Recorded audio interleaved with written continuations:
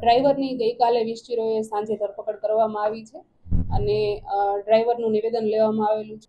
ડ્રાઈવરના નિવેદન મુજબ એવું કહેવા માંગે છે કે હું બસને બ્રેક મારતો હતો પણ બ્રેક લાગતી નહોતી અને અકસ્માત સર્જાયો છે. એમાં અમે બસનું પરીક્ષણ કરાવી લીધું છે આરટીઓથી. આરટીઓએ એવો અમને રિપોર્ટ આપી દીધો છે કે બસની બ્રેક ફેલ નહોતી કે બસમાં કોઈ મિકેનિકલ ખામી નહોતી. ડ્રાઈવરની ભૂલના લીધે જ અકસ્માત સર્જાયો છે. ના, અમારા સમક્ષ એવી કોઈ હકીકત હજુ આવી નથી કે સ્ટેરિંગ લોક થઈ ગયું છે અને એમણે એના માટે ફરિયાદ કરેલી હોય એવું કોઈ એમના તરફથી કોઈ પ્રૂફ આપવામાં આવેલું નથી. હા, લાયસન્સ એક્સપાયર હતું, એ તપાસમાં વિગત મળેલી છે.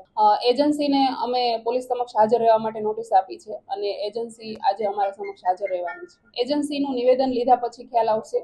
જો એમની બેદરકારી હશે તો ચોક્કસપણે કાર્યવાહી કરવામાં આવશે. ના, એવું કોઈ પર્ટિક્યુલર નામ હજી ડાંગરનું કે એવું કંઈ આવ્યું નથી. અમારી પાસે વિશ્વમ એજન્સી જે આરએમસી તરફથી જેને કોન્ટ્રાક્ટ આપવામાં આવ્યો હતો એ પીએમઆઈ એજન્સી એ પેટા કંપની વિશ્વમને કોન્ટ્રાક્ટ આપેલો હતો.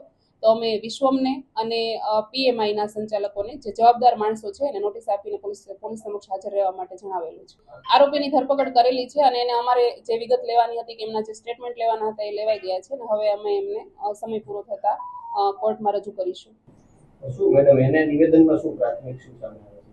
એમના નિવેદનમાં તો એક જ રટણ કરે છે કે હું બ્રેક મારતો હતો અને બ્રેક લાગતી નહોતી.